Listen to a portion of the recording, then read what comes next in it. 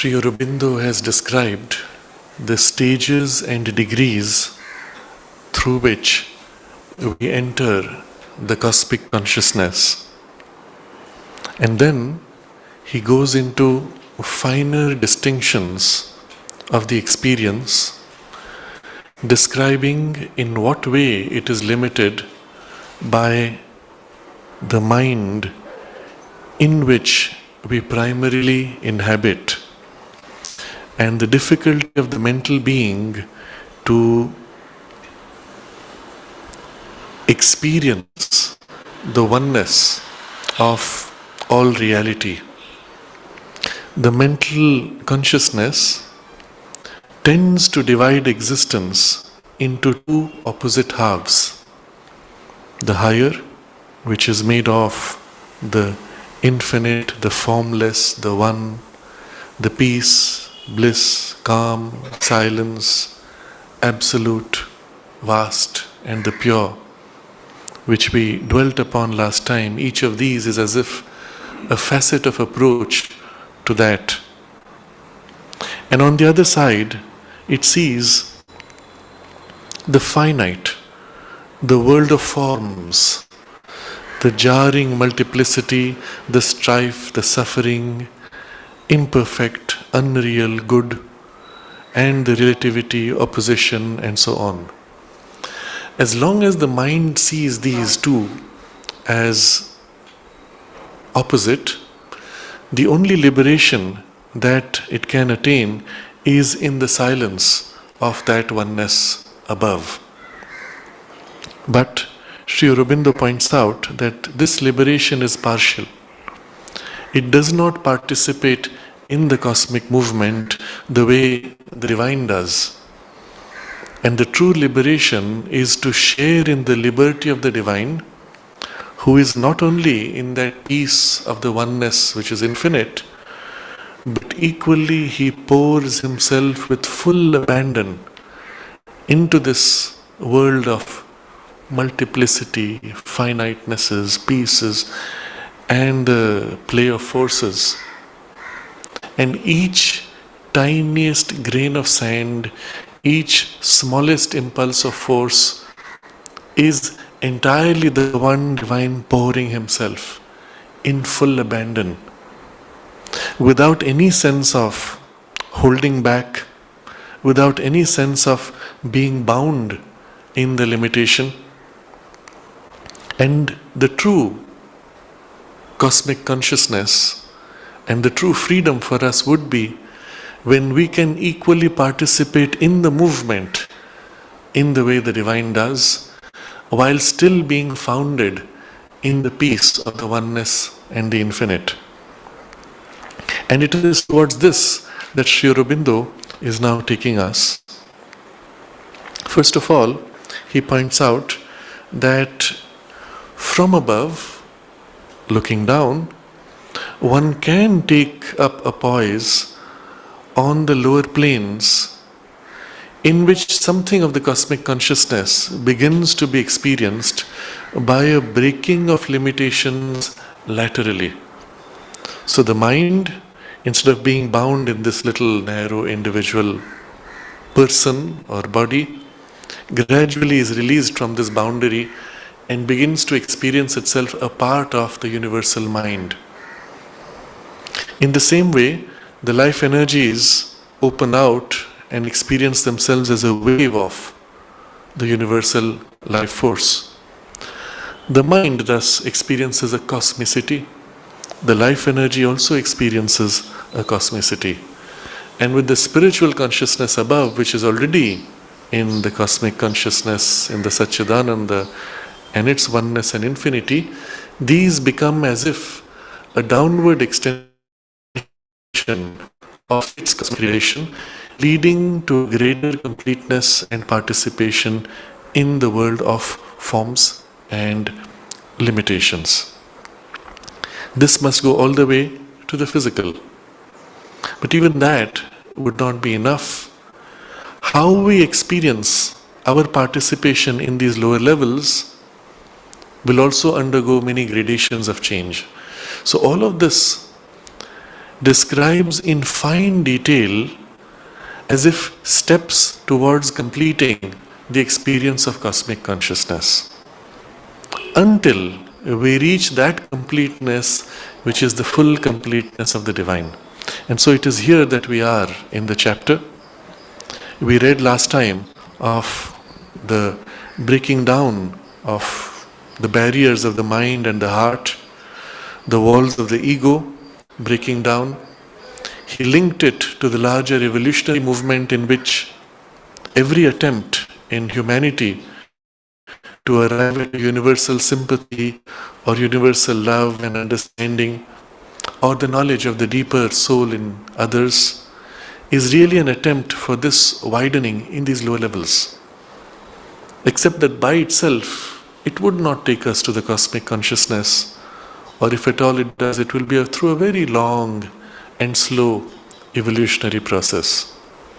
So the passage he has described so far across the last few chapters is one concentrated effort to realize the oneness, and then from there open out and extend that essential oneness into the whole universe, into the domain of form. Such a process can be attained within a few years and is well within the reach of an individual in a human life, and enormously speeds up what would otherwise be many million years of a slow evolutionary process. In this downward movement of the removal of barriers, we have looked at the mind, knowing itself part of the universal mind as well as the life energies. And now he comes to the physical consciousness, the body, and then generally matter. Even our bodies are not really separate entities, and therefore our very physical consciousness is capable of oneness with the physical consciousness of others and of the cosmos. Here there are fine nuances, and we must keep in mind Sri Aurobindo as a master of both language and a master of the power of expression deliberately brings in fine nuances because they point to something deeper.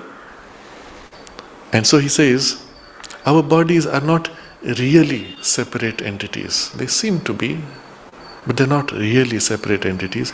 And we discussed somewhat in detail last time how there is a constant interchange even of material from our body to the rest of the material in the world around us. But then he says, our very physical consciousness is capable of oneness with the physical consciousness of others and of the cosmos. It's capable of oneness. Doesn't mean that it is achieved easily. This part is in us the most dense, the least conscious, the most rigid, and the most resistant to change. After all, that's the nature of matter. And so, unlike mind, which is quite plastic, self-aware, conscious, and open to influence from things higher, and so unlike the mind in which this plasticity allows a rapid widening and experience and identification, the body has this deep, entrenched resistance. Now, the nature of that resistance we can recognize if we observe the mechanism of heredity. If you observe sometimes, a child has in the body a deformation of the body which corresponds to something the grandparent had.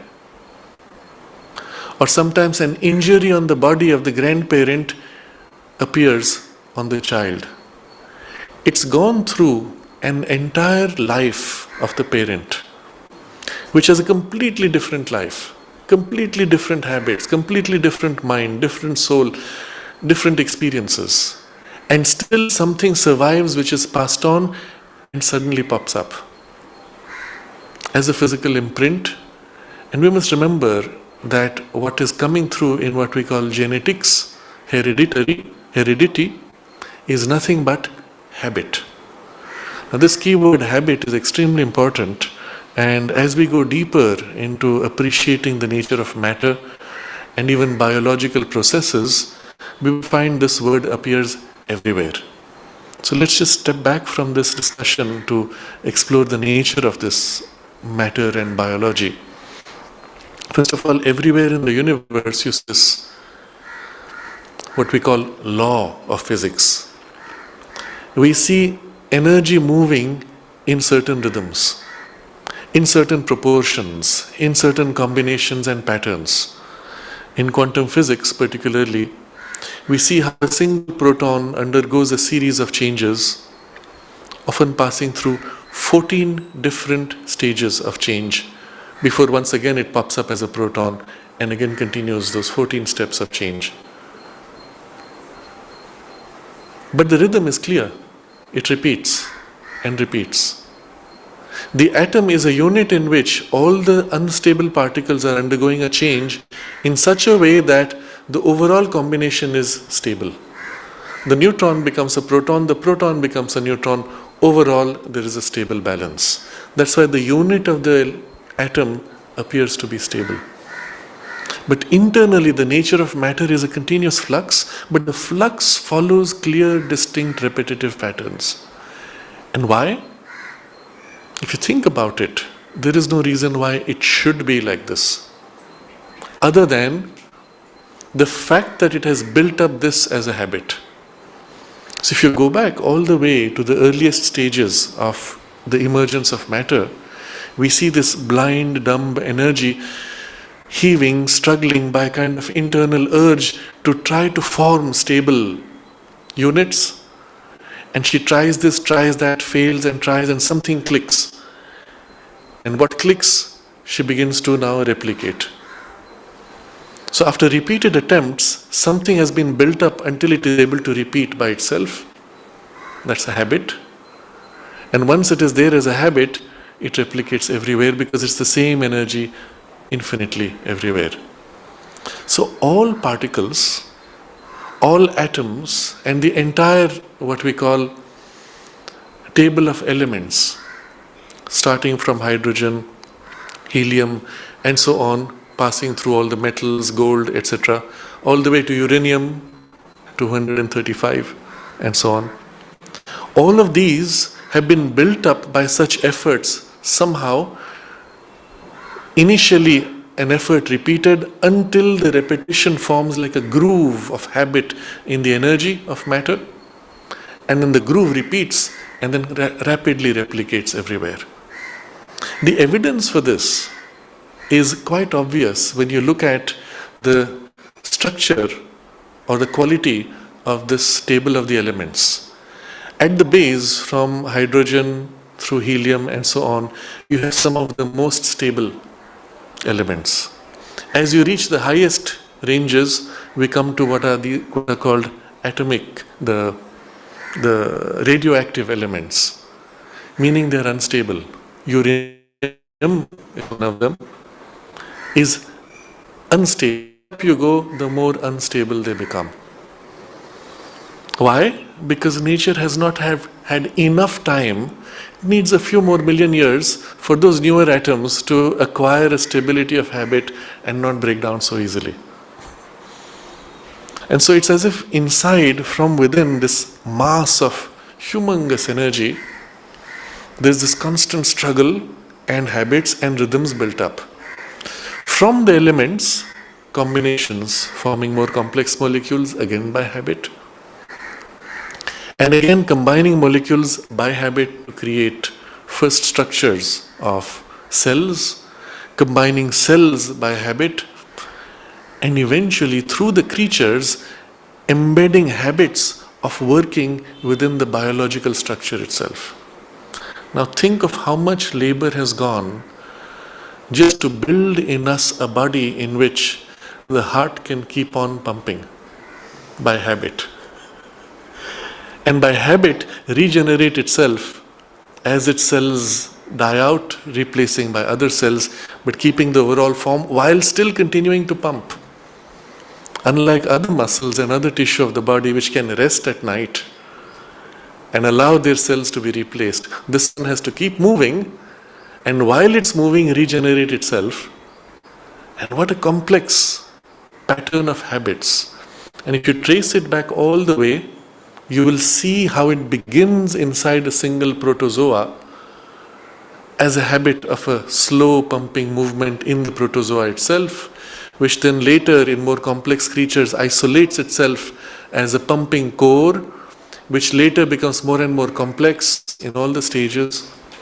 And interestingly, when nature has to form an entire human body, she cannot just throw in material and form it like that.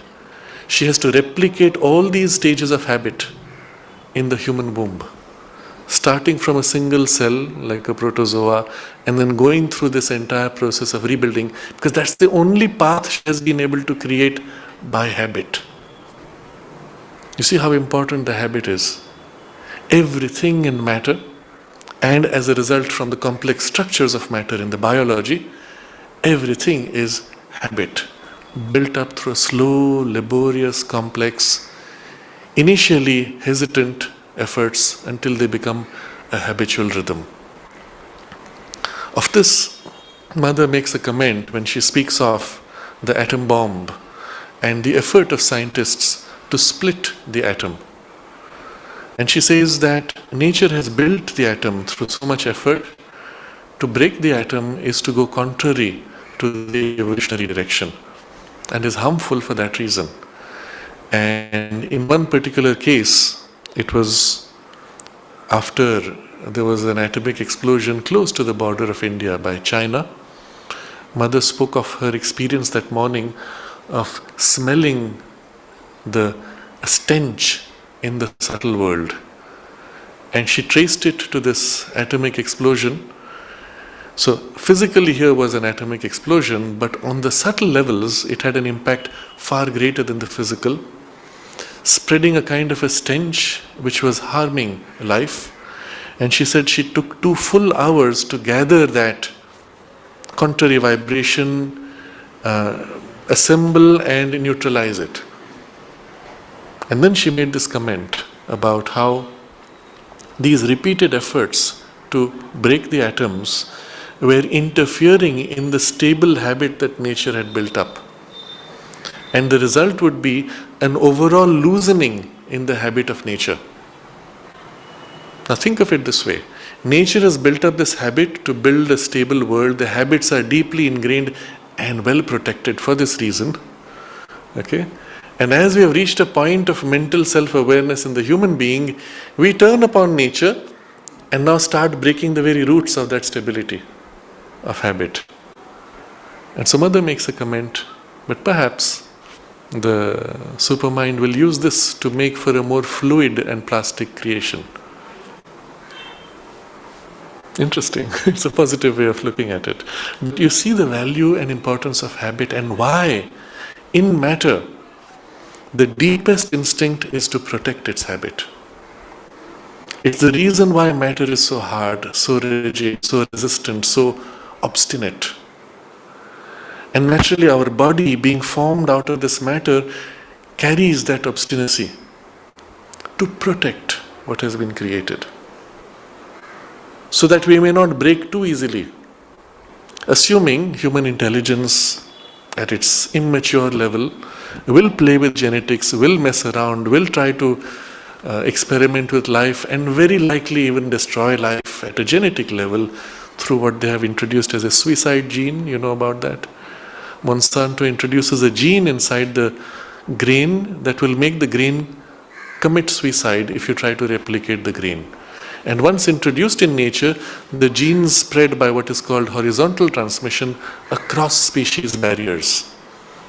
Potentially, this is capable of extinguishing life within one generation. Potentially.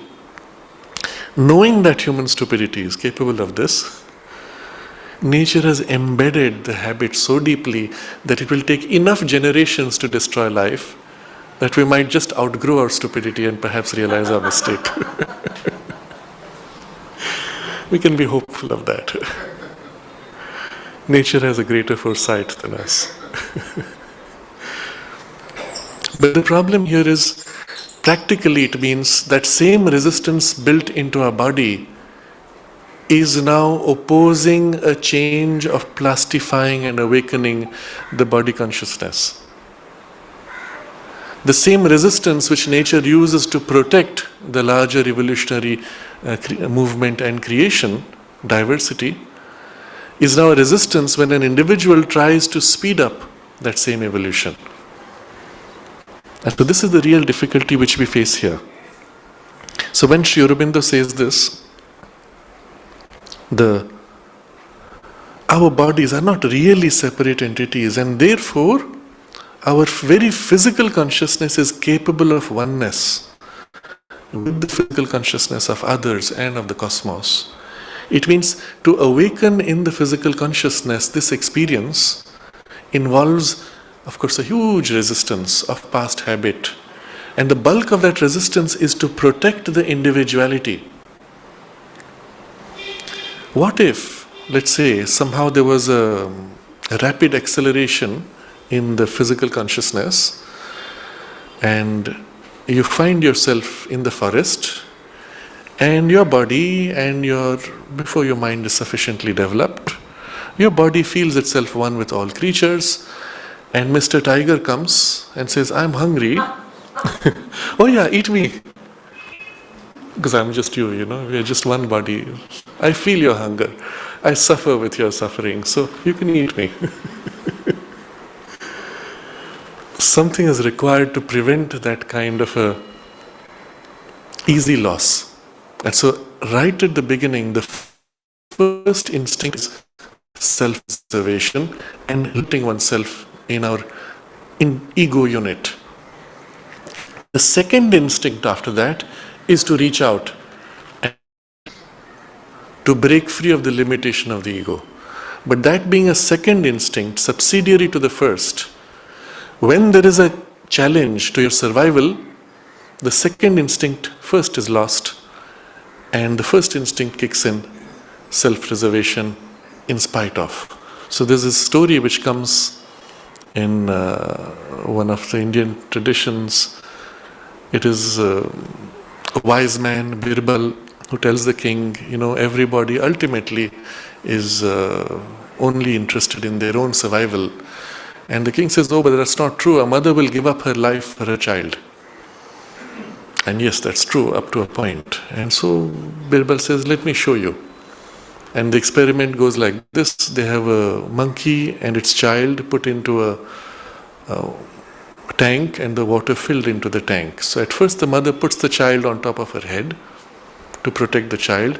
But as soon as the water crosses beyond a point and she starts suffocating, she puts the child down and tries to climb on top of the child.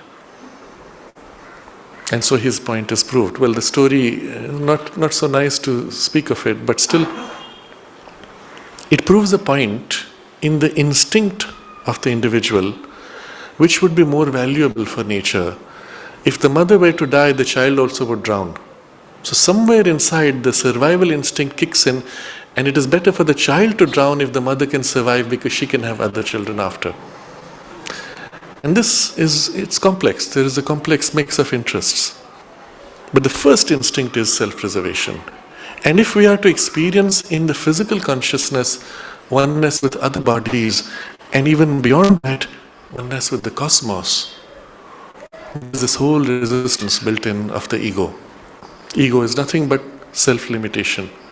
The sense of separateness from the rest. So in the body, when an object knocks you and it hurts, the reaction to the hurt is a response of the physical ego. Very simple. When somebody insults you, you get upset emotionally. That's an ego which is emotional or mental. But when somebody hits you, there's an emotional and mental component. Why did you hit me? But at the physical level, the hit and the sting of the pain is registered according to the ego consciousness of the biology. Because the same thing, if my child in my arms swings around and hits me, I would not feel the same pain as another person who is not me hitting me. The nature of the experience of the pain in the same slap would be quite different in the physical consciousness. The simple test for this is have somebody hit your hand hard. Well, it will sting and you will feel pain. And yet when you are happy, you clap your hands hard, but you don't register the sensation as a pain. Isn't it? Because it's your own body in relation to your own body. There is no sense of an other pushing against I. So there's something which is quite different as an experience, and it's useful to isolate for us an ego of the physical consciousness. And it is this which has the sense of separateness of the individual body from the rest, which is not I. In the mind, one may be very generous, but the physical instinct might still remain exactly what it was. Now, for the purpose of this experience, when he says that it is possible to experience oneness in the physical consciousness, we would have to enter into this physical consciousness and learn somehow to be able to remove its barriers, this instinct of the ego. In the mind, it's easy to do because the mind is already somewhat elastic, plastic, and conscious. You can change the state of your mind. But you're not conscious of the body instinct. You're not identified with it consciously and are unable to change it. This is the reason why it's so difficult to overcome fear. You stand on the edge of a ledge, you look down, and the whole body shrinks. Your mind says, no, it's safe, I want to push. Your life energy is pushing, your willpower is fully engaged, but the body somehow overrides all this and pulls you back. And you can see how much more powerful it is. How do you overcome this? Well, slowly. You stand on the edge, you watch other people jump. Over a few days, if you watch children as they are taught to jump in the swimming pool from a height, there are a few who have this very strong reaction, visceral. And so, and then there's this coach who's standing next to the child, suddenly catches the child unaware and pushes him. And for a moment the child is scared, but then as he falls, suddenly the fear goes away. And the second time we tell the child, come out right now and jump again, before the memory of it fades. And if the child can do it a second time, we make him do it a third time now on his own. And interestingly, if they have done it a few times, the fear goes away, and still some remnant comes. Next week when the child comes, again he has the hesitation. And he remembers what he experienced. And with the memory, recovers courage to jump. And after that, the body has got used to it. A new state of awareness has been imprinted, a new relationship with the environment. Now, this whole process could be done easily in the mind within a few minutes or seconds. But in the body, it takes much longer. But what is possible is, in the mind, you're able to imprint this and then consciously push down this into the body consciousness, as if awakening in the body what the mind has, or imprinting the mind's widened awareness in the body. And it is in this way that the yoga speeds up the process.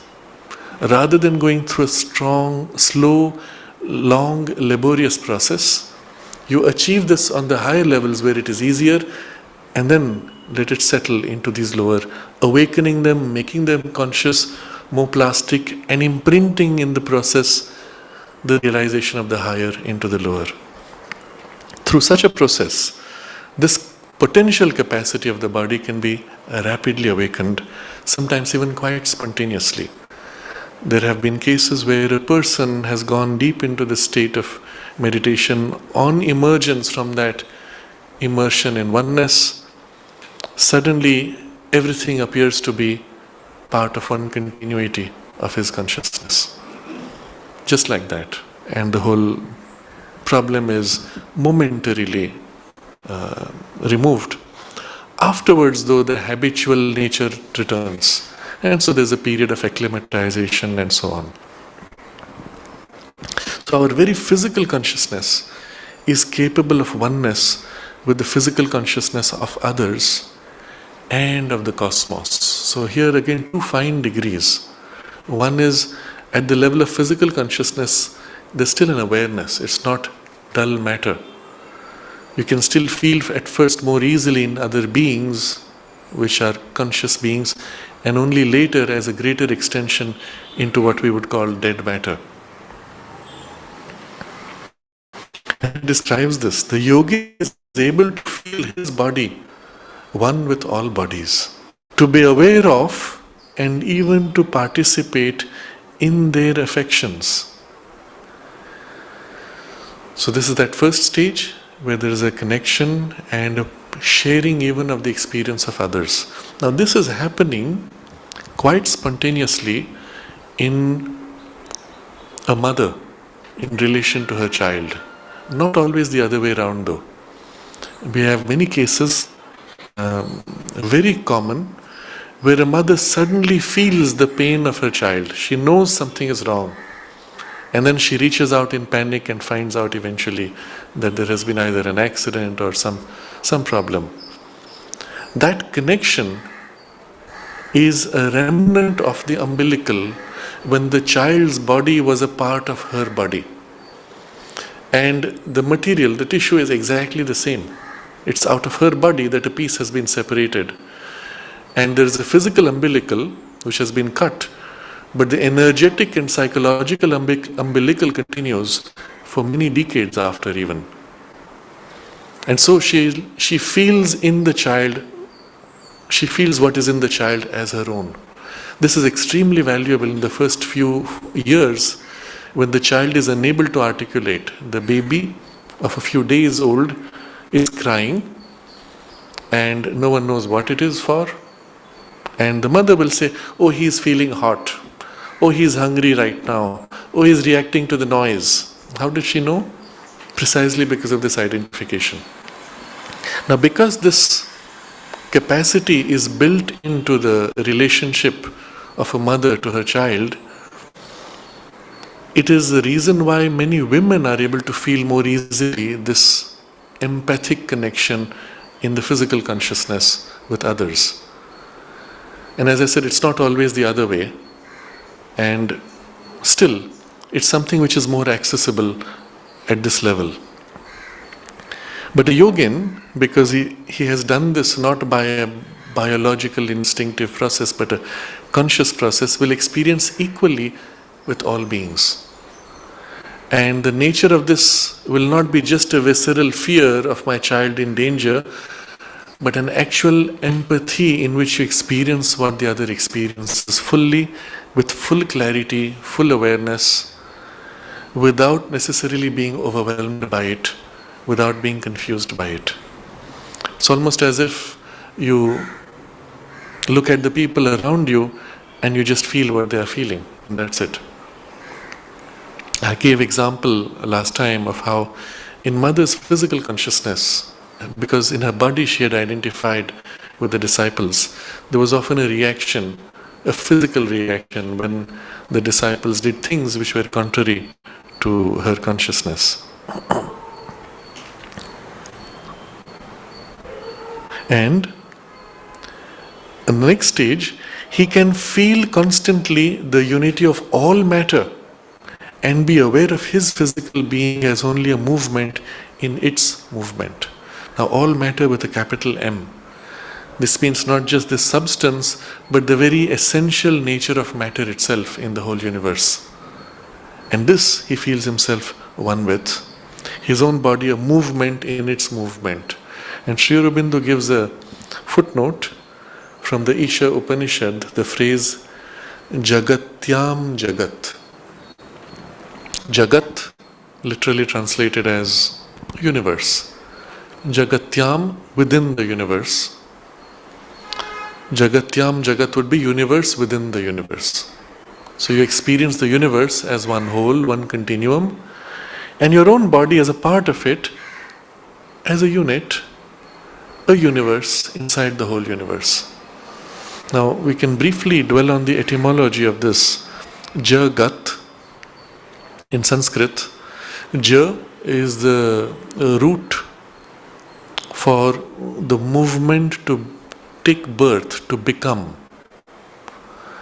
Janma is birth, Jayate, becoming, and so on. The Ja is the root for coming into form. Gat, Gati, speed, movement. Gat is the root describing movement which is in speed.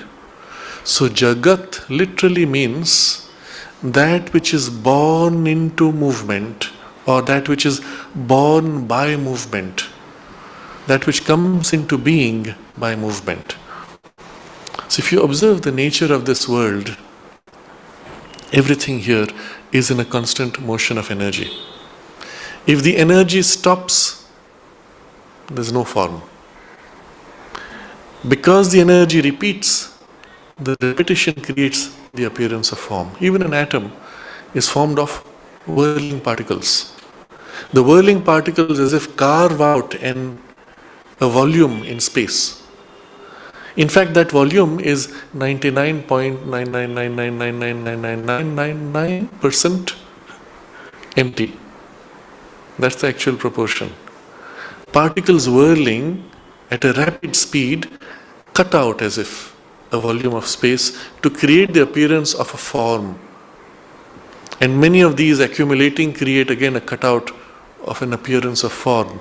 When in fact all of this is just foam of energy, which is 99.99999 and so on, empty space, percent. All movement ceasing, instantly you would have empty space. Movement resuming, suddenly you will see world, form, matter.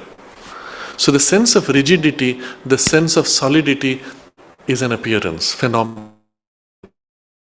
The reality needs space with whirling energy. So the nature of the physical world, and eventually the whole domain which is bursting out from the oneness to become multiplicity, is whirling, movement, birth by movement, or sustained by movement. And so Jagat, the name represents the whole universe, but it reminds you of the nature of the universe. You see, even in English, universe, it describes the sense of underlying unity, the oneness which holds it. The etymology points to a particular aspect of the whole thing. So you can say Brahmanda, that would be closer to the term universe. Brahman, anda as egg. So the oneness of the whole, that would be closer to the sense of the English word universe. But Jagat has this sense of born into movement or sustained by movement. And it reminds you of this what this is. So Jagatyam Jagat is universe of movement inside the larger universe of movement.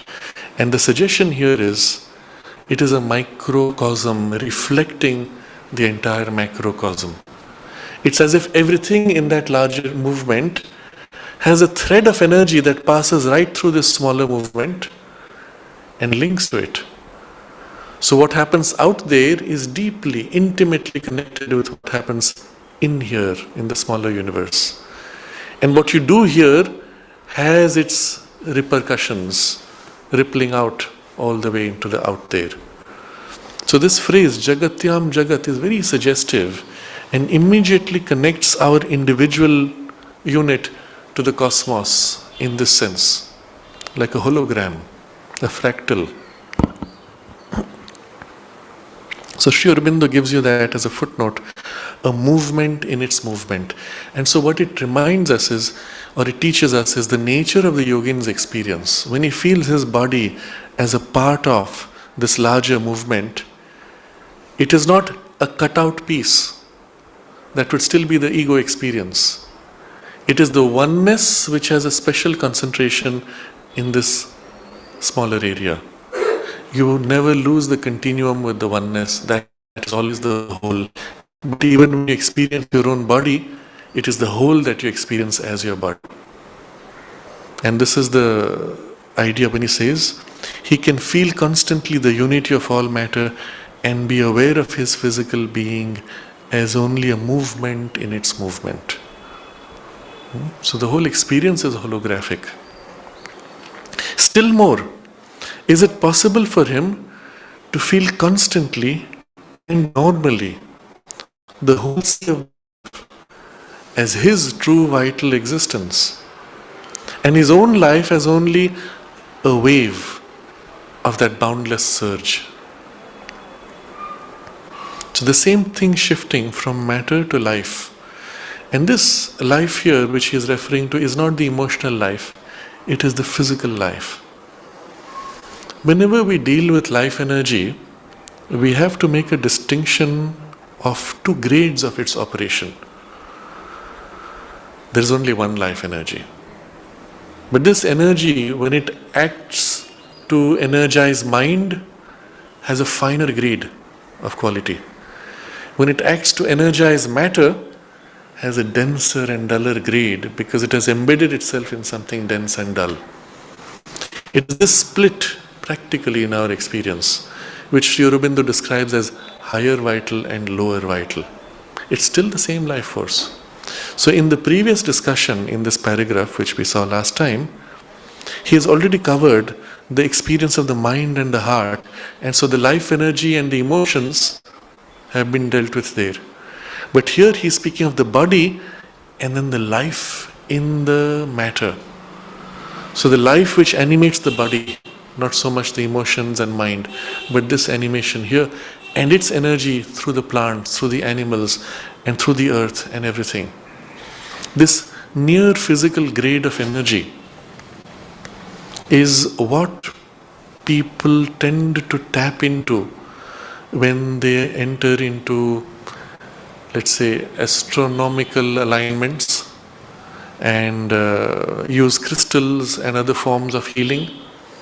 It's a level of energy which is very dense, very gross, and therefore very much bound to process and arrangement. The freer mind and emotional energy does not need all those tools. So let's say a child is sick and its mother hugs it with love, pouring her heart's love, and the sickness is gone.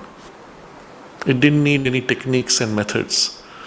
But if you had to access this denser, grosser energy, then it'd say, oh, you are sick, so let me do this process. And you put some, let's say, warm application of some warm balm or some physical medicines or whatever procedure, put in a warm bath and things like that, where the grade is much more physical in the contact. Going to the sea, for example, sit in the lawn, connect to the physical earth, absorb physical energies, and so on. In martial arts, again depending on the grade of training that they're going through, both these grades of energy are tapped. But the ones which allow for the dramatic physical effects, such as breaking wood or stone with your bare hands, they involve this lower grade of energy. So it is this grade that he is referring to when he speaks of, still more is it possible for him to feel constantly and normally the whole sea of the infinite life as his true vital existence, and his own life as only a wave of that boundless surge. So you feel not only constantly but normally, meaning without effort. In your normal functioning, you experience the whole sea of infinite life extending into the universe. And it's not just my energy here, but this is the true, full, my vital existence. When we are still bound in the narrower ego structure, the energy which is mine and the energy which is outside me are separated by a kind of a barrier. It's the reason why we feel tired after a while. So let's say you're doing some work. After a while you've spent your limited energy. You are tired. What do you do next? You rest, meaning you stop activity and preferably you knock out the mind and emotions. That's what we call sleep. I'm not aware anymore of my separateness. And at that time, something happens, the result of which is when you wake up, suddenly you're full of energy again. Where did that energy come from? It was not created inside you. It was taken in. Just as what you had was put out, something from outside was taken in. Why did you have to sleep for that? Why couldn't you do it in your waking state? Because your waking state is defining this border. I, not I. Creates a rigid shell. When I knock out my I, not I awareness, the border becomes porous or thin. And I, as if, plug into the universal vitality, which just freely flows in and fills my vessel until I wake up and again put the barriers. Now I'm fresh again. And again I expend until I'm empty and have to go through this cycle. But when you become conscious of this, you can consciously remove, you don't want to remove the barriers completely because then you can get overwhelmed with all kinds of junk. But you consciously remove barriers as much as you need that you can draw from the universe. And even as you expend here, you draw from another and you fill as quickly as you spend. The result is a streaming energy that flows through you and you don't seem to get tired at all. You will see that in a few people. They have always this excess of energy. Here again, from a yogic perspective, one can draw energy from many directions or many grades. You'll find in certain practices, particularly in the New Age, they ask you to stand and feel the energy of the earth below the feet and draw from below. It's perhaps the most dense and the most dull grade of energy. You can draw from the side, which is at a level here of the chakras in these regions, abdomen and chest, where the grade is much more free, much more clear. But a lot would depend on the environment. If you did it in the middle of the city, you might find a lot of darkened or damaged energy. You do it in nature where the trees are fresh, blooming and happy, and you will get much more refreshing energy. But the best way, the mother advises, is to draw from above. The grade of energy coming down is of a spiritual grade essentially. And that energy is not only more clear, it is also more aware. And as it pours, it awakens and makes more aware all that it fills. At first, it may be of a refined quality, It may not have the denseness which you get from around or below, but eventually as you learn to align better with it, it can acquire the equal denseness as the lower grades and be as effective. And these are observations I'm making as we go along, but which add to our understanding of this text. So his experience of his own life energy is not this little piece bound in this little shell, but the whole universal life energy. Practically, the result would be, being conscious of it, he would not experience this normal cycle of tiredness and need for sleep to be able to continue. He may still put certain practical limits for protection, but since the awareness is naturally of the wider, one is able to modulate how much is drawn as needed. In practice, you see this in the lives of those who have acquired this universality in the vital, that they seem to have unlimited stock of energy.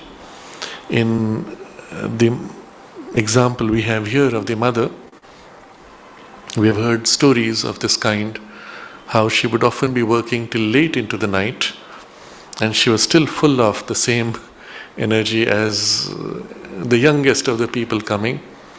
And people with her used to be tired and needed to rest. They would take turns, but she would just continue. And on several occasions, she would say, "Oh, it's already 3 a.m. Well, let's start the next day." And she would just go on. In one of her letters written to her son, André, I believe it was 1932, but early 1930s, she tells him that it is now almost 15 years that she has not slept in the normal sense. And she explains what she does.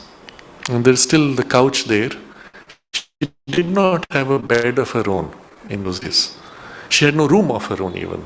And much later, a particular section was separated, and then it was referred to as the boudoir, where in the French tradition, it's the woman's space, and the word itself means the room where you go to sulk.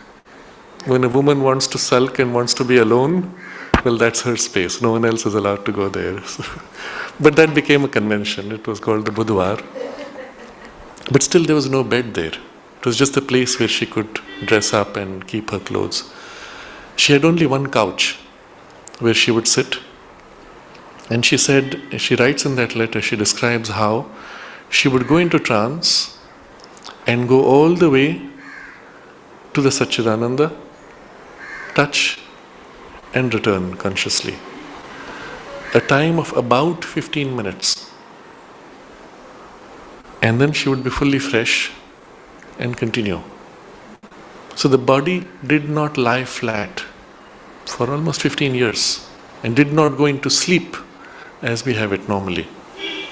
Mother explains that the normal process of a human sleep is in fact doing this, but in a very indirect way. While the body is unconscious, the vital and mental consciousness are deeply interiorized, the surface mind is shut down completely.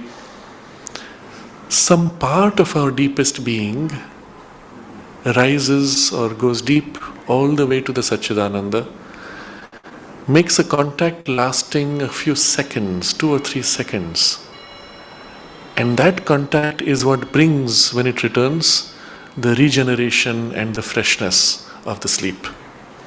If for some reason that passage is interrupted, then you may have slept so many hours, but you are not fresh. But if one can do this journey consciously, as she did, then within 15 minutes you have attained to the same result. I found it interesting to read elsewhere that Leonardo da Vinci had also an exceptional capacity of this kind. Obviously a yogic capacity, whether developed consciously or brought by the soul when it came. He was, as you know, a special vibhuti, an emanation, come for a purpose. And he used to sleep 1 hour in the day. But that 1 hour was not continuous. It was 4 pieces of 15 minutes each. Interesting. Every 6 hours he would retire for 15 minutes, going to whatever you call it. Obviously, it was the same process of entering Sachidanand and returning, and then he would continue his day.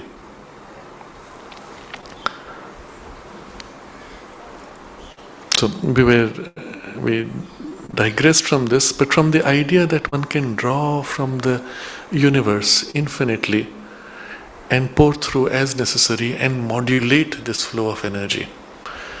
The second implication of this widening of the vital existence, that your own life is this universal life, not just this little carved out piece, is that things which happen in the universal life flows in the world are registered in your consciousness as happening within you.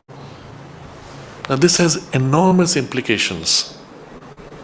You sense the approaching storm, because before the physical storm happens, there is a whole energy build-up which results in the physical storm pattern. You feel it forming, you sense it, and you sense it approaching, and interestingly, you sense its intention. Because every such formation of energy is a semi-conscious formation, because energy is conscious, and a formation is a bundle, therefore, of the consciousness. So the being of the storm, or the being presiding over the storm, its intention is sensed.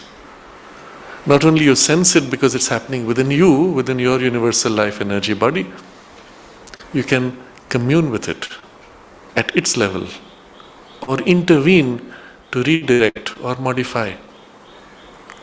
And all of this becomes spontaneous, effortless, and as he uses this word, constant and normal. I don't have to get into a trance state to feel those things. It's there all the time. I may ignore it because of some other preoccupation, but the awareness is there. And it is normal. It does not require any special means. A magician, an occultist, does not have this access normally. The occultist may be warned by some device, either by association with some beings who may tell it, oh, by the way, there's this problem coming, and he has no knowledge of it. He has only information given by someone else. He has no verification of its validity. He may repeat what he hears, but it stops there. If he has to intervene, he needs his tools. Where's my wand? Where's my crystal? Where's my mantra? Where's my sacred holy water? Or whatever the tools might be. He's dependent on his tools. And the tools are only as effective as the content that he can put into them. And the thing might be too big for him. So all of these issues are there in any kind of an occult power or engagement. Essentially, they are like a technology, a more advanced form of technology, but in which you are dependent on the vehicle, the means. My mobile phone, if its battery shuts down, I cannot reach out and call up somebody. But if my consciousness is connected, I can reach out and connect and commune directly. I do not need the dependence, I don't have a dependence on the vehicle or the instrument in between. So this is the basic difference between the spiritual realization and mastery and the occult capacity. Mother observed in one case that in context to an occultist who was in the ashram, she described the difference in the working of the power and how he was able to achieve sometimes very precise results because of the nature of the method. Whereas when she put a general will, it had a general effect. Of course, she could also do the precise thing, but in his case, it was stuck in the precision. He didn't have the capacity for a general action. But anyway, all of this I'm describing because we understand more deeply what it means for the yogin to feel the whole sea of infinite life as his true vital existence. You may still have some part of this boundary of the personal aura, but my vital existence is that whole, that's the true one. This is like a special wave. And so, his own life as only a wave of that boundless surge. So there's one gigantic surge inside which there is the small wave, as are other waves. Now you can see here, in the mind, the consciousness knows itself part of universal mind. In the life energies, it knows itself a part of the universal life and a wave of the universal life. In the body consciousness, it knows all matter as a continuum of which this body is a Jagat, universe within the universe. And more easily yet is it possible for him to unite himself in mind and heart with all existences. Be aware of their desires, struggles, joys, sorrows, thoughts, impulses, in a sense as if they were his own, at least as occurring in his larger self, hardly less intimately or quite as intimately as the movements of his own heart and mind. So he has discussed the physical, the vital, and now he goes to the experience of the mind and emotions. So this is also including the higher vital, the emotions there. And this is much more easily. That's why he says, more easily is it yet. Remember, this is the part which is most plastic in us.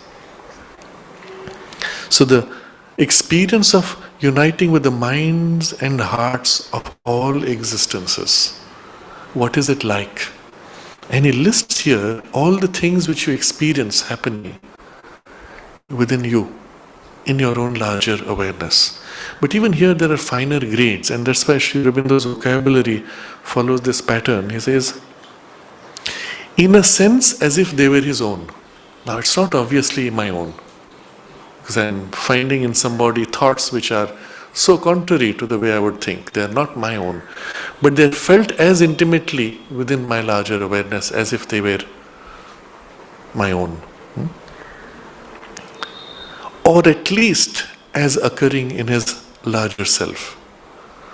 So at a lesser level it would be, in my larger self it's happening, though it's not really in me. But the error would be to think that that is outside. So he makes a correction on this, pointing out that hardly less intimate or quite as intimate as the movements of his own heart and mind. That what is experienced there in others is as intimately felt as your own, even if it is there. The there is not far away, it's not outside, it's still within me and as intimate. Now this experience is something we do have occasionally. It's not always obvious, we're not always able to distinguish. You will notice sometimes when you are with a group of people, suddenly a thought or an emotion pops up within you. Most people are not conscious that it was not theirs. It's actually come in from outside, from group consciousness. And you're about to express it when someone else expresses it. And you think, yes, we thought of it at the same time. Oh no, that's not true at all. You caught it from someone else or from somewhere else. You thought it is yours, that's your illusion. But that is as intimately felt as something which you consciously think up yourself. And that's why you're unable to distinguish, because it's as intimately felt. But if you become a little careful, a little conscious, you will notice the thought that popped up is not characteristic of you. And you are surprised that it came up because it's not the kind of thing you normally think. That's when you know it was from outside. This is often a problem when we deal with problematic thoughts. And I've had to, one finds this often with some people who are going through extreme depression. I've known of cases where young children suddenly speaking of suicide and thoughts of suicide. And because it has come into them from outside, they think it is theirs and therefore feel compelled to give it validity to the same extent as their own thoughts. Some of them, of course, get sucked into that in a very dangerous way. And I found the first correction which is most helpful is to make them aware that they are fighting the thought, which means it was not theirs. If it was theirs, they would be embracing it because it was formed of their own intention. Here's something which they don't want, they're pushing out and it keeps returning. And when you tell them that means it's not yours, it's coming from outside, suddenly there's this bright awareness of awakening. Oh yeah, that makes sense. And so the first recognition leads you to the next step to freedom, which is now, since it's not yours, you can refuse or ignore. And that after that, the rest of the journey is very easy. Once you recognize, oh, it's not mine, the thought comes, it comes again and again, but since it's not mine, I have the right to ignore it. Most of the problem is already gone. And after that, very quickly, they get free of it. But one needs to explain to them. And this is why this deeper understanding of things is so valuable. The mother explained these things to children in the playground when they were barely in their early teens. And she said, something like 99% of your thoughts are not your own. They're coming from outside. You're not even conscious. Become conscious of what you formulate as a conscious thought, and the rest which pops up in you, not consciously formulated, and recognize those are not your thoughts. Just this very simple reference, it can be so liberating in life. And of course, as adults, for us, this is so important. When we have persistent, distracting or disturbing thoughts, even if they are worries for yourself or for your friends or relatives, or if they are persistent and distracting thoughts, one can simply recognize you did not create them. That's why you're fighting them. And so you have the right to refuse or ignore. Immediately, half the problem fades out. So in this consciousness, you realize the thoughts coming in from outside and the thoughts you created have the equivalent sense of intimacy. And in the larger cosmic consciousness, when the mind thus opens out, those thoughts happening in them are felt as intimately as these thoughts popping up within you. Except they're popping up in you, in your larger self. They're out there. But you know they're not your personal creation. So what are the things which you sense? Be aware of their desires. First he points to desires. Because really, the bulk of the, I will use the word pollution, the psychological pollution of the environment is the agitation of desires, not thoughts. If you enter a space like a market space, what do you experience most intensely? Not thoughts. Most people are not thinking. They have thought impulses. Buy. Oh, wow. The thought impulses. You've not thought out a form. There's no concept. There's no idea. They're just impulses pulling, pushing, or reacting. It's just that which is the mass of desires. And it's more obvious in a market space, but if you enter a space where people are sitting doing nothing, airport for example, if you sense again the energy is primarily of desire impulses. Nowadays it's more interesting. Earlier it used to be that people used to read newspapers. Now they're watching their mobile phones and reading or messaging. But if you look at the content of what they're ingesting, whether through newspapers or what they're communicating, primarily desire impulses. In the newspaper, you're looking for something exciting. If there's a long article about the benefits of democracy and the limitations of democracy, who would read it? Oh, this film star had an affair with that film star and now they're breaking up. That's interesting, saucy, exciting, stimulating at a level of the vital desires. So most of the content is of that grade. In most of the newspapers today, you will see at the top what they call the banner. They will put images of film stars, often skimpily clad people. The eyes looking at the headline are first drawn there. There's a burst of excitement, subliminal, unconscious. And then the eyes go to the headline. If you put 2 or 3 newspapers like this, one has these images, the other has only text, the people will tend to pick up the one with the images first. It works at a very deep automatic level. We're not even conscious of how it works. But you will see the primary life of people is in the domain of desires. More crude, more unconscious perhaps, or less crude, more refined, more conscious. But that's the primary bank of the junk that floats in the atmosphere. You go into nature, away from human beings, with there are no city lights, your mobile signal breaks, you're surrounded by trees, suddenly you feel relaxed, content, happy. And you know why?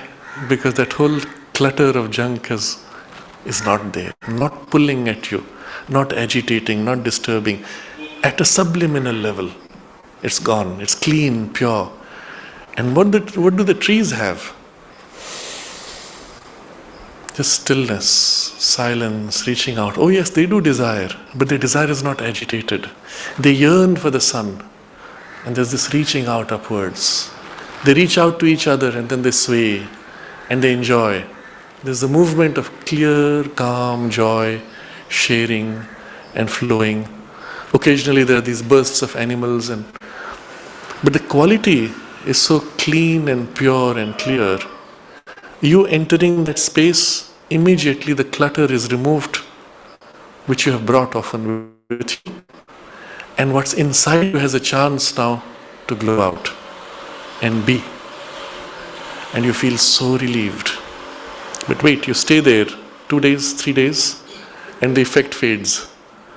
Because you start recreating around you the old worries and desires and things. And you form quickly in your environment this bundle of junk. You may leave, you had a campfire, you were there 3 days, you've gone. If somebody comes into that space, they will feel in that space the human vibes left behind. And they would rather avoid it if they want the peace of the forest. So the first thing he's referring to here is this. Aware of their desires, because that's the bulk. Then he speaks of struggles, because the very nature of desire is you're trying. And with struggle comes the disappointment, the burden, the strain. So that's the second thing you feel around. And then with it, joys, sorrows. When occasionally the desires are fulfilled, the struggles are made worthwhile. Oh, ebullition of joy. Or the desire fails and you see no more hope. Boom, the sinking and the sorrow. And these things are like bursts, light, dark, flashes. They may last a few days, but still they come like a flash in the pan. In spaces, there's a lot of excitement, hard bursts. You go into a space which is like where people gamble. And you'll find, first of all, there's a very strong energy of desire, because they want to hook you, suck you into this whole habit, to remove the rational mind's influence. And so everything is designed for that, and the energy also is of that kind. But you see people struggling, and then sudden burst of energy somewhere, some excitement, and that's it. Sorrows. Equally, joys and sorrows. And then thoughts. That's already a big deal, to have thoughts, clear, conscious, intentional thoughts. And although we as human beings, we are mental beings, most of the time we are not consciously thinking. Or when we are thinking, they are mostly half-formed impulses. Mother speaks of this when she meets people. Panditji narrated this incident. He said, this observation, he said, they would see, working with her for hours together, across years, Sometimes somebody would be speaking to the mother in a very soft voice so that the attendants may not hear, something personal, private. And mother would understand perfectly and respond as necessary. And other times somebody would come and speak loudly, and mother would keep saying, what did you say? What did you say? And he's speaking loudly at the top of his voice. So they asked the mother, what is this? And mother explained that she was registering much more the thought clarity, not so much the words. Because she lived in that inner consciousness, the thought content that was coming across. And she said, those who don't have an organized mind and whose thoughts are not clear, she said it was difficult to hear. The words came and bounced off her like cotton balls. So she had to again ask, again. But those who had a very clear mind, even the words are barely spoken, the full thought content is clearly caught, and that was it. And one senses the thoughts, one sees how undeveloped humanity generally is. And the feel of this you can gain when you enter a knowledge space. You go into a university space, or college, or school. Unfortunately, the bulk of them don't have much. The exceptional ones you can feel, everything here is clear, mind, thought, clarity of structure. You enter that space, your own thoughts become clear. And you can make out the quality of the education just from that atmosphere. You go into the more conventional schools where they just learn by heart or go through some narrow mugging process, and there's no thought content there.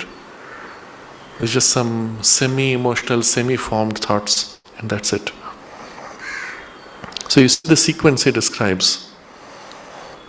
When you unite yourself in mind and heart with all existences, be aware of their desires, struggles, joys, sorrows, thoughts, and then impulses. Now this is going to something more essential. The thoughts are thought out, the desires were pushing, but behind the thoughts, behind the desires are deeper impulses. The kind which we are rarely conscious of. The things which cause your thoughts to turn in this direction or your desires to go in that direction. You notice in a child very early on which is the direction of his development. I remember it was a family we used to know here in the ashram. It was a business family. They had 2 children. And because they were devoted well, the father was particularly devoted. He had even lived in the ashram main building, slept there for some years before he got married. So any new book that came, he would be given that book by my teacher.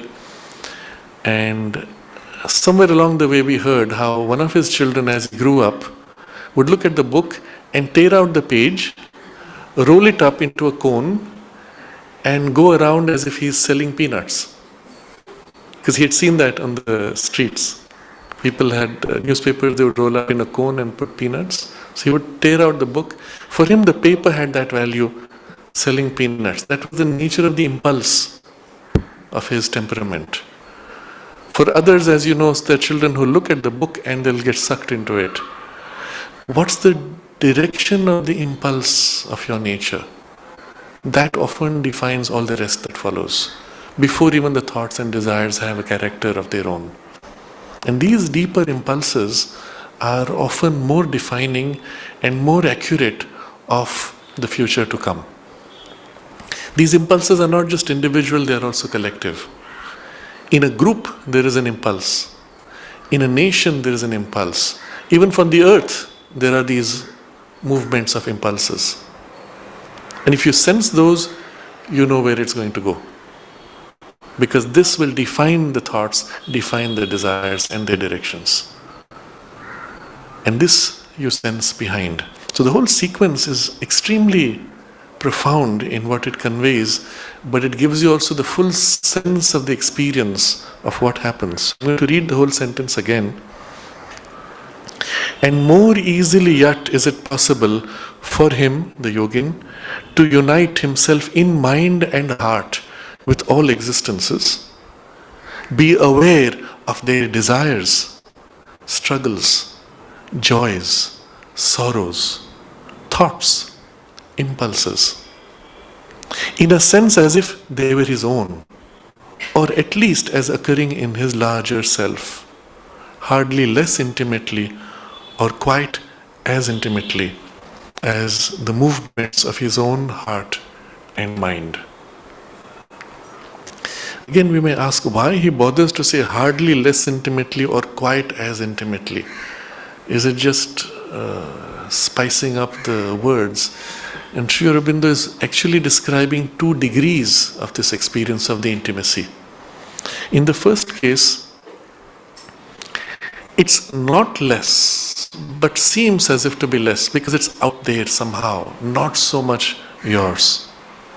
And in the second case, as it deepens the experience, it becomes quite as intimately. Of course, never the same, because there's always a distinction remaining. And so he's capturing these 2 fine degrees in this passing phrase. And having described this with the physical consciousness, the life energies, and the mind and emotions, when these 3 are in place, this too is a realization of cosmic consciousness. So now we relink it to the earlier discussion. We described cosmic consciousness in that larger, higher spiritual consciousness.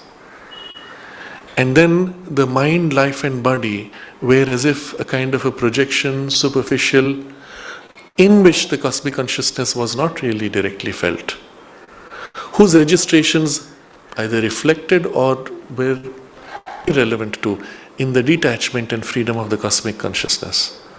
But now this is capacity of the cosmic consciousness is turned into the mind, into the life, even into the physical consciousness. And suddenly, here in the individual form, one participates on these 3 levels also in the cosmic consciousness. So there's the spiritual larger cosmicity, there's the mind, the vital and the physical, to whatever degree they are able to experience. What's the relation between these? And this becomes the theme of the next. And within this relation now we will find, not fine distinctions, but significant levels of unification, significant stages of unification, which will describe stages leading us to the true and complete oneness of the entire cosmic consciousness, which will be the goal of our journey. So having brought us to this point, he says, it may even seem as if it were the greatest oneness, since it accepts all that we can sensibly be, all that we can be sensible of in the mind-created world as our own. So it may seem, but it's not so. It may seem as if this, having achieved this, is now the greatest oneness. Because so far you had the spiritual oneness in the higher realms of consciousness, and these things were superficial, not included necessarily. Now they've got included. So we have as if the greatest oneness. Sometimes one sees it spoken of as the highest achievement. Certainly, it is a great realization and the path to a greater. And this is Sri Aurobindo's statement. It is great, but it's a step towards something more, and that's what we have to focus on from here. It is that which the Gita speaks of as the accepting of all existences as if oneself, whether in grief or in joy. It is the way of sympathetic oneness and infinite compassion by which the Buddhist arrives at his nirvana. Still, there are gradations and degrees. And then he describes those gradations and degrees.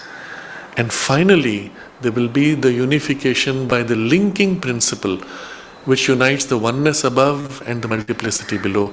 That linking principle we will find is not fully developed in us. As that develops, that will lead to the sense of the continuum of oneness, all the way from the oneness above into the multiplicity here.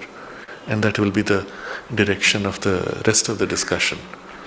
So we will pause here, because what has been so far covered is quite rich and needs time to assimilate and settle.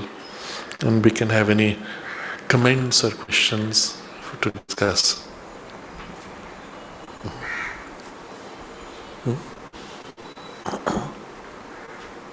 Yes, go ahead. Yes.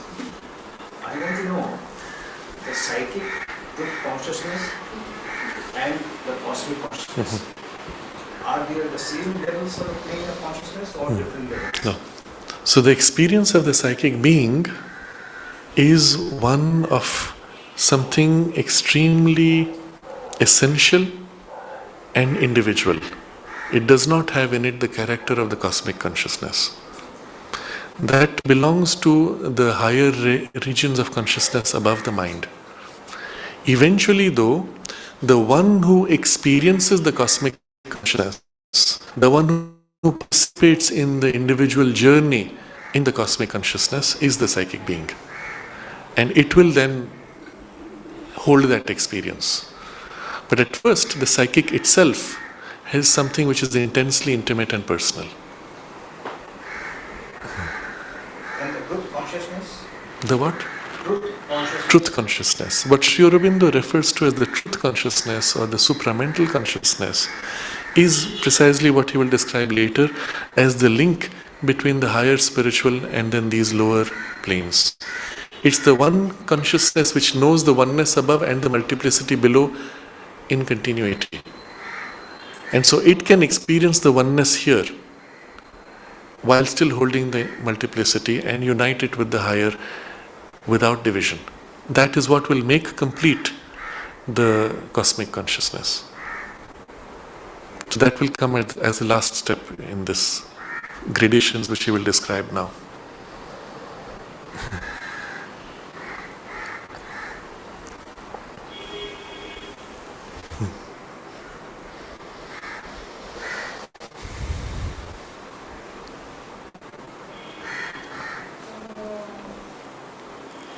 I was thinking about the habits.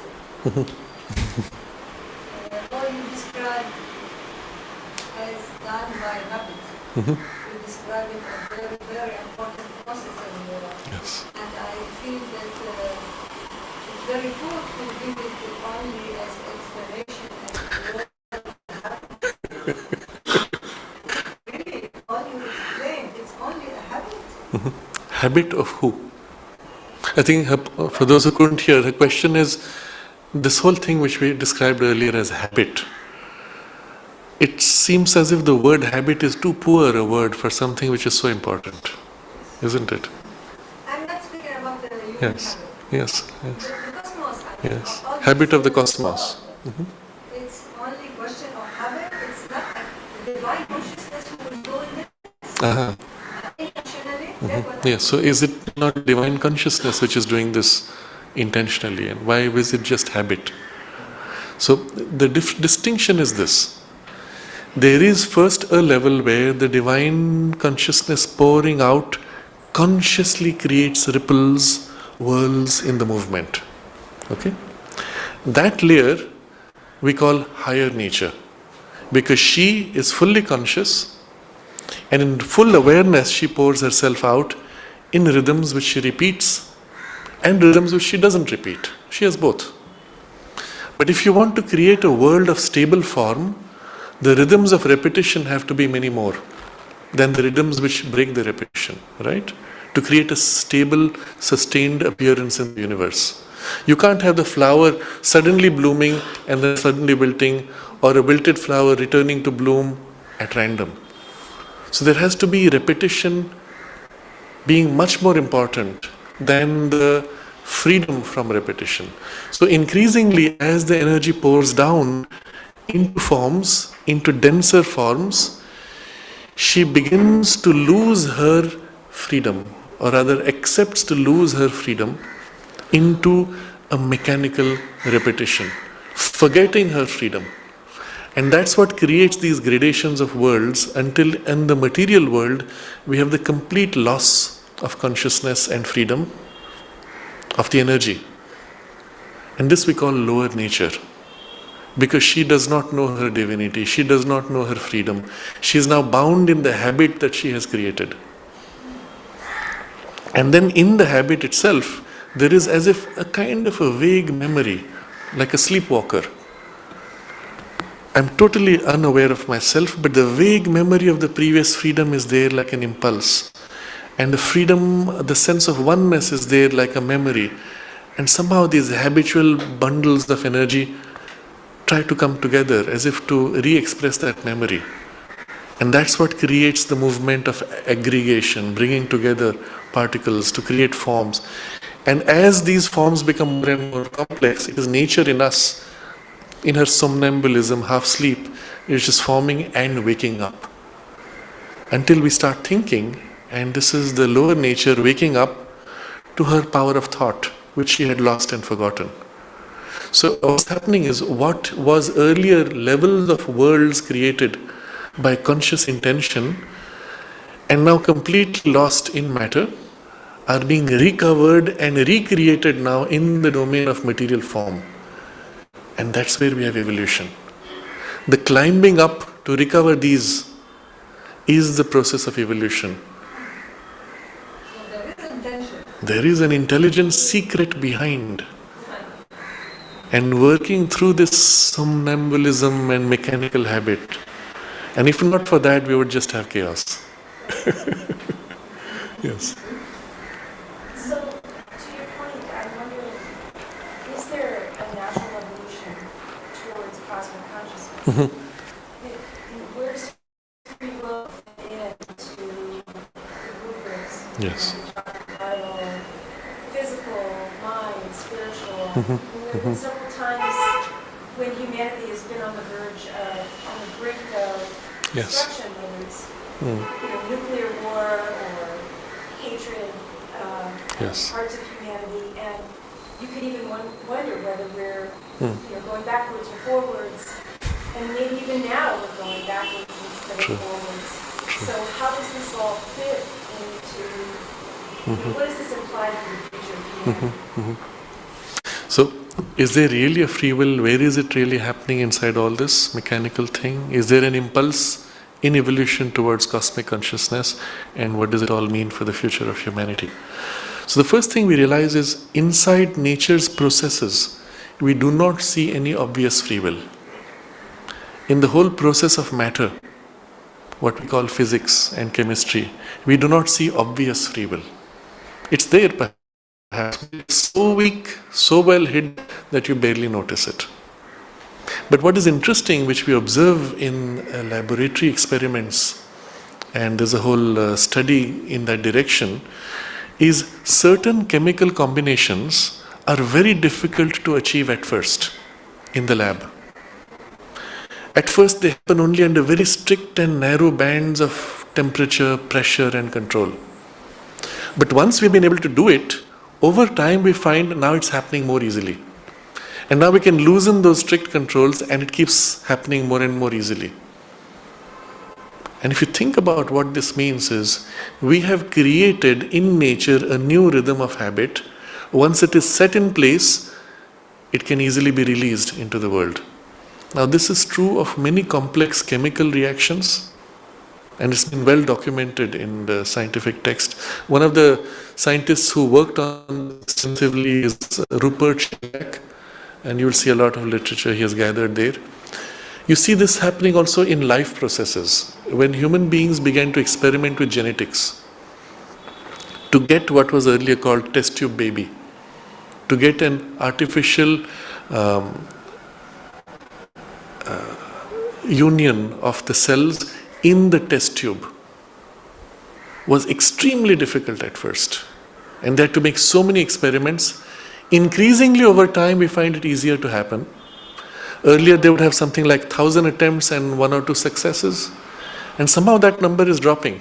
It now happens with 200 attempts. And over time perhaps even less.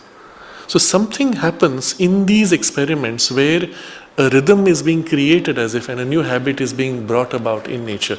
We are as if consciously or unconsciously participating in the creation of our experience of reality. We are co-creators, even if we don't realize it. The direction we take in our explorations of science is actually helping nature to form new grooves and new patterns in her habit. Nature is using us to create new grooves. And this is interesting. Somebody writes to Sri Aurobindo about it. He has this intuition. He says, I had this intuition, or I believe that nature is using the human mind now to speed up her own processes. And Sri Aurobindo says, yes. But if you think about it, who's doing it? The impulse of nature. So where's the free will? If you go deep into the question, you will find the only place where you have free will is where there is a consciousness which is itself not a product of habit. Which is what? Your inmost soul. That's the one thing which was not produced by this process of energy flows. It entered the body and took up a station, took on the body as a vehicle. It brings with it the sense of free will. But in the first entanglement in the biology, it often is lost. It stuns itself into a stupor. Mother describes this as the soul enters the body, it gets dulled, stunned by the dullness of the body, and particularly the formation of the brain being still very fluid. Even if it comes with a conscious mental idea, it gets dimmed in the identification with the brain. And so what remains is the pure soul impulse, yearning for this. And that is like a general direction, an impulse inside which guides the life direction. All the rest is still forming on the surface by almost habit. I'm saying almost because increasingly as the mind comes into its own, we have a clear sense of freedom of thought. We can choose. The capacity is there. But often what we call free choice is really acceptance of our desire as our freedom. So when children say, let me be free to do what I want is not my choice. That was desire impulse. You are giving me the freedom to follow my desire. That's not true freedom. But when the same child has the capacity and can say, I feel like doing this, but I know that is better in the present context, I choose that against my own desire, that would be a real exercise of freedom. And this is the reason why in almost all the refined cultures of the world, you go everywhere in the world, wherever there has been culturing and refinement, the first thing they taught was discipline and learning to overcome your desire impulses. Now sometimes they did it in pretty crude ways, sometimes in a very dominating, imposing, even grilling discipline, but that was the intention. To be able to suppress all those impulses which lead you astray and rise above it in a quiet, clear thought. Now, in practice, of course, that does not always work because eventually the suppressed thing pops up from inside the thought. And now I consciously choose that thing, although my desire may be something else, or so I tell myself and whatever. But this capacity of free thought is there, we discover it in the mind. And that's why the mind is so much more valuable than the emotional being, because it is capable of standing back from its own limitation, recognizing its limitation and making a choice in spite of its limitation. So in practice, where the soul's influence is not directly felt in the personality, it is the mind who can take the lead to some higher possibilities. That's why Sri Aurobindo describes the conscious mind as the vice regent. The soul is described as the king who is still young, he is still a child, cannot yet sit on the throne. So in his place there is the minister who is appointed as the temporary king. And that's the intellect, which can pretend or have some basic kind of freedom. until the soul is sufficiently awakened or is allowed to come forward and take charge, and then it fills this mind with its influence and eventually takes charge completely as the center of the personality. That's when you have the overt kingdom of it. So that is as far as the sense of freedom is concerned. Yes, and the impulse to cosmicity is there everywhere. Remember, the first impulse of nature was to protect the individual, survival, and the second impulse was to reach out to connect. And this is already embedded in nature's instinct to want to connect and to form bonds, to collaborate, to find various means of mutuality by which we can grow together. If you observe in nature, it is this which is the prime driver of evolution. All natural evolution in the forest is interdependent. It is not competitive, it is not destructive, it is mutually supportive. The tree grows, and in its growing, it supports the moss, it supports the smaller plants, it supports the birds, it supports everything, nourishes everything, which then give it back, and everything is helping everything else. So this is really an impulse towards unity, which eventually wants to reach to the cosmos. Of course it cannot, because it is still a subconscious impulse. But yes, the direction is towards the cosmicity. That is right at the beginning. And so even in human beings, the direction is there for sure. And what it means for the future of humanity is, the more human beings become conscious that this is what it's all about. This is who we truly are. This is why we are here on earth. The more we can consciously participate in this process and therefore speed it up and skip the intermediate stages of making all the possible errors which the normal instinctive evolution would have us pass through. We can learn without having to pass through those mistakes. And so it is possible, we are at a point in human evolution where we have the choice to make this extraordinary leap consciously, or to collapse under the burden of the refusal to grow. And there's no in between. The nature of our external knowledge and power is such that you can either grow rapidly in the true direction, or anything else would involve a kind of implosion and self-destruction. In the way we have engaged with nature, because of the sense of being cut off and the ego dominating rather than the underlying unity emerging, we have destroyed more than we have created. And a new term has been introduced in the Earth's evolution. A new age has been defined with it, which is the human age, human era, where earlier, you had all these terms of various eras of development. Here is the human era, because today the human being is changing the environment in a way that nature herself has never done before.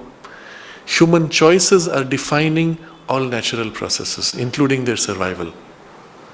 So it's the era of human consciousness. Whether that consciousness will rise higher or sink lower, that's our choice. Why would we choose to go higher? Because we become conscious of our own true, deeper nature and the whole purpose of it all. If you remove that and say, well, you're here by chance, there's no point to it, so just follow and fulfill your moment's impulse of desire, then of course there's no point, the whole thing very quickly collapses. So this is a critical point where the understanding can make all the difference.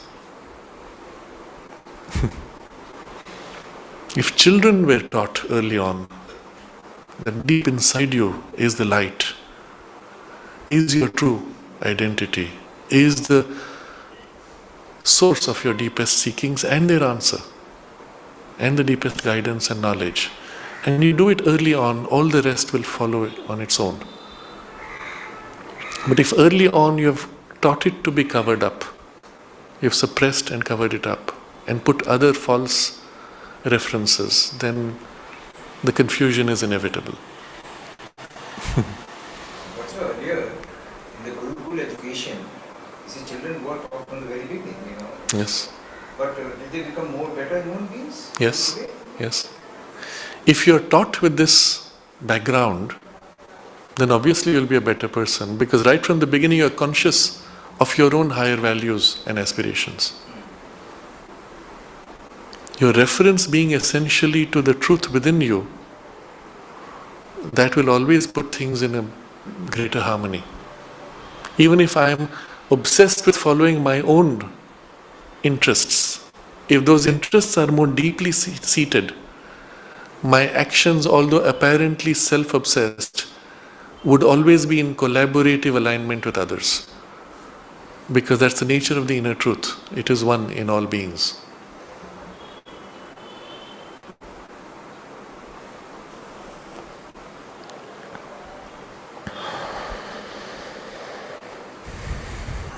So we continue this text next Friday.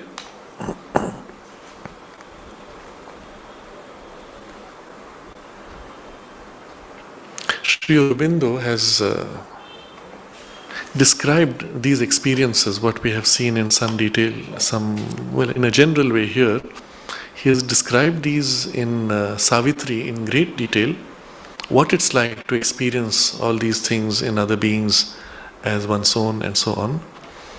And there are a couple of sonnets also which give you a sense of it.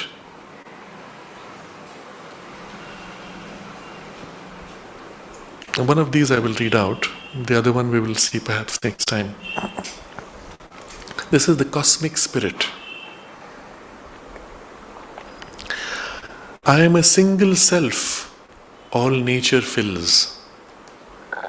Immeasurable, unmoved, the witness sits. He is the silence brooding on his hills, the circling motion of his cosmic mights. I have broken the limits of embodied mind and am no more the figure of a soul. The burning galaxies are in me outlined. The universe is my stupendous whole. My life is the life of village and continent.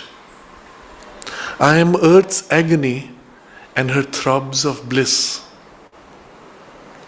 I share all creatures' sorrow and content, and feel the passage of every stab and kiss. Impassive, I bear each act and thought and mood. Time traverses my hushed infinitude.